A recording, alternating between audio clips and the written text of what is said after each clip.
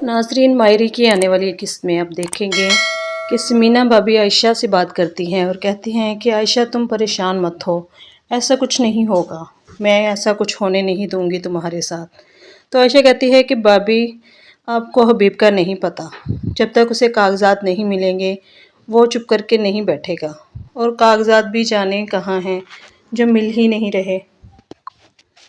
मैं इस उम्र में रुसवा हो जाऊंगी, दो जवान बच्चियों की माँ हूँ और मेरे साथ ये सब कुछ हो रहा है। आप ही बताइए मैं कहाँ जाऊंगी।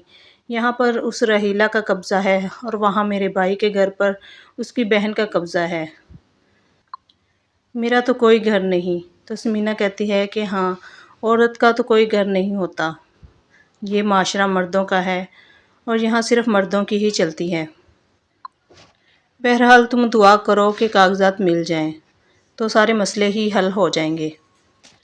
दूसरी तरफ असल खिलाड़ी तो फराज निकलता है, क्योंकि इसने कागजात ज़हीर की ज़िंदगी में ही चुरा लिए होते हैं। घर के और कारोबार के दोनों के कागजात इसके पास होते हैं। वो साइका से कहता है कि अब हम इस घर और कारोबार पर राज करेंगे। तो साइका खुश हो जाती है और पूछती है कि अब वाकई ऐसा हो सकता है। तो फराज कहता है कि तुम्हें अभी भी यकीन नहीं आ रहा। अगर नहीं यकीन आता तो ये कागजात देख लो। अगर मैंने उस वक़्त ये कदम ना उठाया होता तो आज हम दरबदर हो जाते। मैंने तुमसे कहा था कि मुझे हबीब पर भरोसा नहीं, इसलिए मैंने ये सब काम, ये सब तैयारी पहले से ही कर रखी है। तो साइका खुश हो जाती है और कहती है कि आप उस वक़्त ठीक थे। हबीब ने तो वाकई अपने रंग दिखा दिए हैं।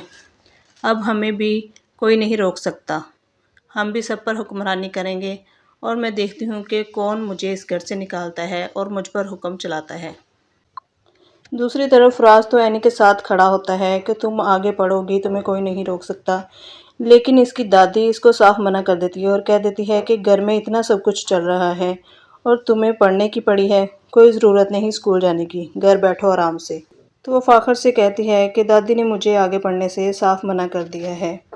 इतने में इसका बाप हबीब इसके कमरे में आ जाता है कागजात का पूछने के लिए। तो वह इनकी बातें सुन लेता है और कहता है कि अम्मा ने ठीक फ़ैसला किया है, इसी पढ़ाई ने इसका दिमाग ख़राब कर रखा है।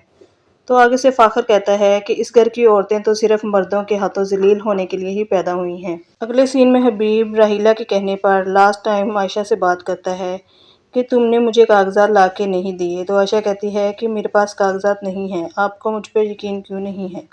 ना कागजात मेरे पास है, ना एनी के पास है, हम आपको कहाँ से ला कर दें? लेकिन हबीब को इसकी बात पर यकीन नहीं आता। तो कहता है कि तुम चलो इस घर से निकलो, तलाक के कागजात तुम्हें तुम्हारे घर पर मिल जाएंगे। इतने में इसकी छोटी बेटी अंदर आती है और कहता है कि बेटा अपनी अम्मा से कहो निकले यहाँ से पहली फुर्सत में।